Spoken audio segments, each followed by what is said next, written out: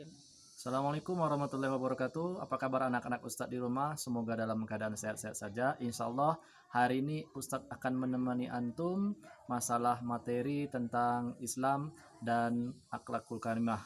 Dan yang akan menyampaikan materi pada hari ini itu adalah Ustadz sendiri. Masih ingatkan nama Ustadz? Ustadz adalah Ustadz Maradona, dan nanti insya Allah antum akan ditemani juga sama kawan Ustadz, yaitu Ustadz Yusgar. Baik, sebelum kita membahas lebih lanjut, semoga antum semuanya dalam keadaan sehat-sehat saja ya.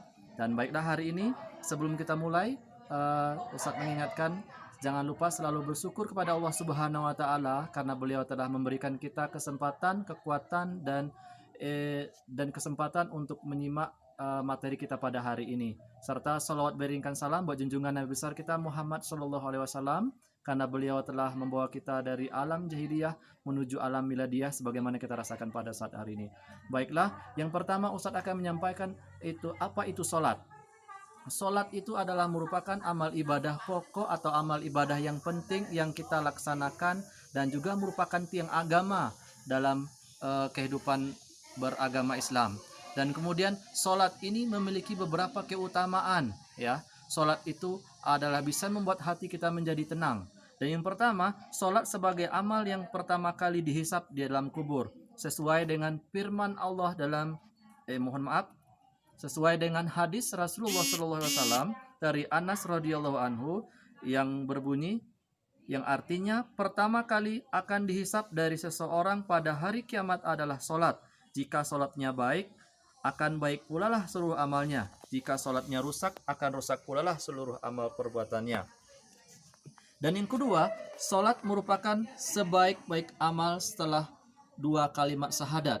Artinya, setelah yang pertama dua kalimat syahadat sebagai salah satu kunci daripada rukun Islam, dan yang kedua itu adalah mendirikan salat, ya, yang itu maksud Ustadz bukan yang kedua dalam rukun Islam, tetapi maksud Ustadz itu yang terbaik adalah salat merupakan posisi yang kedua, ya.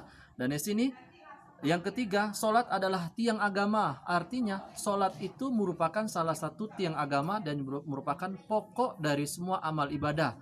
Jika amal ibadah salat kita baik, maka baik pula lah amal ibadah yang lainnya.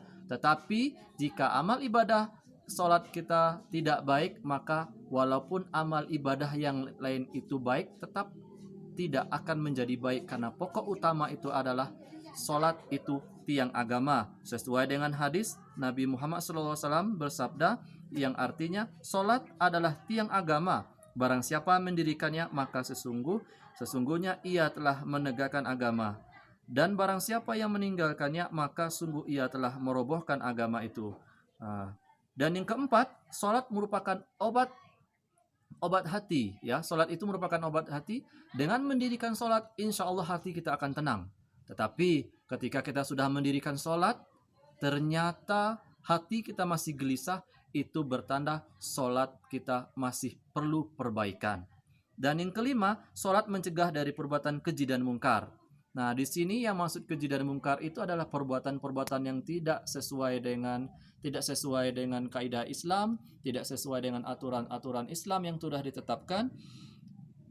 Itulah perbuatan-perbuatan keji. Seandainya sholat kita sudah sempurna, maka perbuatan-perbuatan tercela itu akan terhindar dengan sendirinya. Karena sesuai dengan firman Allah Subhanahu wa taala dalam surat Al-Ankabut yang artinya, bacalah kitab atau Al-Qur'an yang telah diwahyukan kepada Muhammad dan laksanakanlah sholat.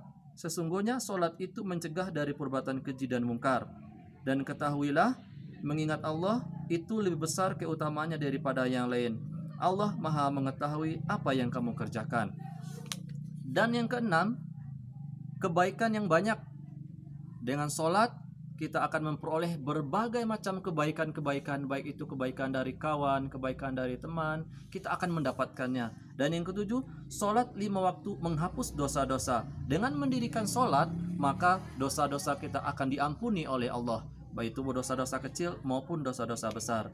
Dan sesuai dengan hadis Rasulullah SAW yang artinya di antara sholat yang 5 waktu di antara Jumat yang satu dan Jumat yang lainnya, di antara Ramadan yang satu dengan Ramadan yang lainnya itu akan menghapus dosa di antara keduanya selama seseorang menjauhi dosa-dosa besar. Hadis riwayat Muslim ya, nomor 233. Dan yang terakhir, perintahkanlah anak-anak untuk mendirikan sholat. Bagi antum suatu saat nanti akan menjadi orang tua, dan ketika antum menjadi orang tua, didiklah anak antum untuk melaksanakan sholat ya, didiklah dia untuk beribadah yang sunnah lainnya, dan